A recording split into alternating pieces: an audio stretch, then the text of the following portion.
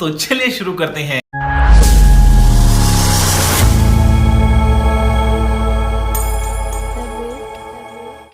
कोई शहरी बाबू दिल लहरी बाबू हाय रे भगवान गया मुझे मैं तुम समझ दिखला कोई शहरी बाबू।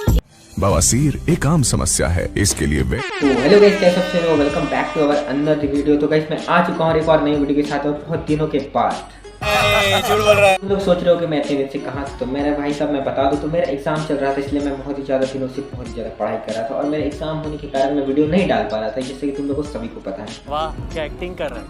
तो बेसिकली ये स्टोरी टाइम वीडियो होने वाला है, ठीक है। ये स्टोरी टाइम वीडियो होने वाला और मैं आप लोगों को कुछ मेरे साथ घटना हुई है उसके बारे में मैं आप लोगों को बताऊंगा कि भाई साहब मेरे साथ क्या क्या घटना हुआ। मैं आप लोगों को बता नहीं सकता, लेकिन मैं आज लोग फिर भी आप लोगों को बताऊंगा भाई साहब, बताऊंगा यार। तो उससे पहले जो भी चैनल पे नए हैं चैनल को सब्सक्राइब कर दो और वीडियो अच्छी लगी तो वीडियो को एक लाइक जरूर कर देना, ठीक है। तो भाई आप लोगों को मैं अभी बहुत ही खतरनाक वाले बता रहा हूँ। तो आज हम लोग का टॉपिक है बोर्ड एग्जाम।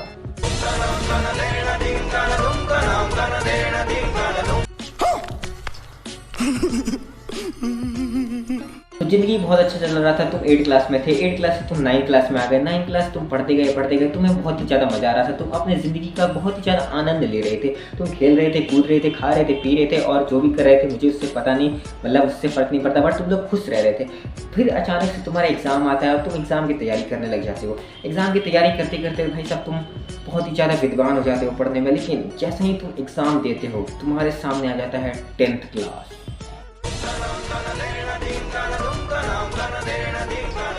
जैसे ही तुम 10th क्लास में आ जाओगे तुमको भाई साहब मैं क्या ही बताऊँ, तुम्हारे पास अलग ही लेवल का खुशी आएगा, तुम्हारे अंदर अलग ही लेवल का एनर्जी आएगा। भाई साहब मैं 10th में आ गया हूँ, मैं बन चुका हूँ भाई साहब प्रो बड़ा बन चुका हूँ, ठीक है। और तुम्हारे पेरेंट्स को भी ये लगेगा कि भाई मेरा बेटा बड़ा हो गया, मेरी बेटी बड़ी हो गई और मैं 10th क्लास में जाऊँगा, अपने डिसीजन खुद ले सकते हैं। बट तुम अभी बच्चे ही हो। पेरेंट्स बोलेंगे तुम्हें कोई काम करने के लिए और अगर तुम्हें काम करने की इच्छा नहीं होगी तुम उन्हें साफ मना कर दो कि मैं ये नहीं करना चाहता, तो तुम्हारे पेरेंट्स एक ही बात बोलेंगे कि छोटी बच्ची हो क्या। अचानक से अब तुम 10th क्लास में पहुंच गए और अब तुम बच्चों वाली हरकतें बिल्कुल भी नहीं कर सकते, क्योंकि तुम अभी बड़े हो चुके हो। तुम लोगों की नज़र में बड़े हो चुके हो, अपने पेरेंट्स की नज़र में बड़े हो चुके हो और तुम अपने खुद की नज़र में बड़े हो चुके हो। उससे तुम्हें कोई मतलब नहीं है तुम बड़े हो या छोटे हो, लेकिन तुम दूसरों की नज़र में बड़े हो चुके हो, ठीक है। जो मैं बोल रहा हूँ तुम्हें समझ में आ रहा है। मैं फिर 9th क्लास में से 10th क्लास में आ गया और मैं बहुत ज़िंदगी का मज़ा ले रहा था तुम लोगों की तरह, औरों की तरह कि भाई साहब मैं 10th क्लास में आ गया हूँ, मज़ा आ गया भाई, मैं बहुत ज़्यादा बड़ा हो गया हूँ। लेकिन अचानक से भाई साहब मैं उसका चैप्टर देखता हूँ तो मेरा दिमाग ख़राब हो जाता है।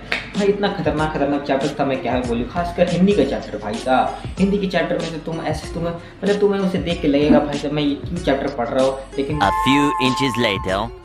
तो तुम्हारे साथ जुल्म हो ही रहा होगा, लेकिन तुम्हारे साथ स्कूल में भी जुल्म होगा। तुम जैसे ही अपने स्कूल जाओगे तुम्हारे बहुत सारे तुम्हारे टीचर्स का तुम्हारे प्रति व्यवहार बदल जाएगा, तुम्हारे टीचर्स का नेचर बदल जाएगा, क्योंकि तुम्हारा बोर्ड एग्जाम है। तुम्हें हमेशा पढ़ने के लिए बोलेंगे। एक दिन ऐसा है जो कि मेरे पैरों के तले से जमीन खिसक गई। हमारे रूटीन जो था, हमारे क्लास का रूटीन था, उसमें से गेम पीरियड को हटा दिया गया। भाई ये सुन के तो भाई साहब मुझे सदमा लग गया था। भाई साहब मैं क्या करूँ यार, गेम पीरियड हट गया था। मेरे को क्रिकेट खेलना बहुत ही ज़्यादा पसंद था। मेरे सारे दोस्त और जो कि क्रिकेट खेलने वाले सब सदमे में चले गए थे, क्योंकि समझ रहे हो ना। हमारे स्कूल में कुछ 2-3 अच्छे भी टीचर थे जो कि हमें गेम दे देते थे, जो कि बहुत ही ज़्यादा आनंद आता था। हम लोग उनको बोलते थे कि मैम या सर जो भी है आप प्लीज़ हमें गेम दे दीजिए, क्योंकि हमें बहुत दिन से खेले नहीं है। तो वही दे देते थे, भाई सब जाओ तुम लोग खेलो। तो हम लोग ज़िंदगी का थोड़ा आनंद ले लेते थे भाई साहब। तो बहुत ही ज़्यादा मस्ती किया हम लोगों ने 10th में, मतलब मस्ती भी किया और नहीं भी मस्ती किया, तुम लोग समझ सकते हो। 10th बहुत ही खतरनाक है। फिर उसके बाद देखते ही देखते अचानक से हम लोग का बोर्ड आ गया और हम लोग उसी हमारे की तरह हम लोग साथ में पढ़ते नहीं थे, मतलब हमेशा की तरह हम लोग पढ़ाई लिखाई में ध्यान लगाओ, IAS बनो और देश को संभाल। हम लोग बिना ना गेम खेल के हम लोग पढ़ते रहे और पढ़ते पढ़ते समझ में तो कुछ आ नहीं रहा था, फिर भी हम लोग पढ़ रहे थे। अगर तुम एक बार पढ़ोगे तो तुम्हारे 10 साल बाद वो चीज़ समझ में आता है 10th का, जो कि मुझे भी समझ में नहीं आ रहा था, लेकिन मैं क्या बताऊँ, होता है ऐसा सबके साथ। यही नहीं, अभी और सुनिए।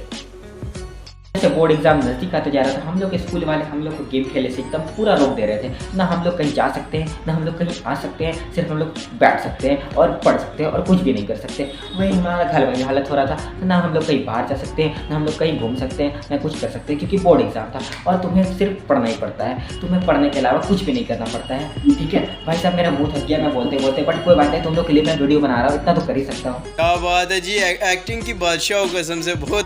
पढ़ने के अलावा अगर तुम थोड़ा सा भी अपना फ़ोन यूज़ कर लोगे तो सामने से ताना लगेगा कि भाई साहब जाके पढ़ो, बोर्ड एग्जाम है। अगर मैं मोबाइल में पढ़ भी रहा हूँ तब भी तुम लोगों को लगेगा कि भाई साहब मैं खेल रहा हूँ। इसलिए भाई साहब तुमको बोर्ड एग्जाम है तो तुमको भाई साहब अगर तुम कॉपी किताब से नहीं पढ़ोगे तो लोगों को नहीं लगेगा कि भाई साहब तुम पढ़ नहीं रहे हो। इसलिए तुमको तुम्हारे मैं यही बोलूँगा तुम कॉपी किताब से पढ़ो, ठीक है। मेरे साथ अन्याय हुआ है, मेरे साथ अन्याय हुआ है और मैं अब किसी के साथ अन्याय नहीं होने दूंगा।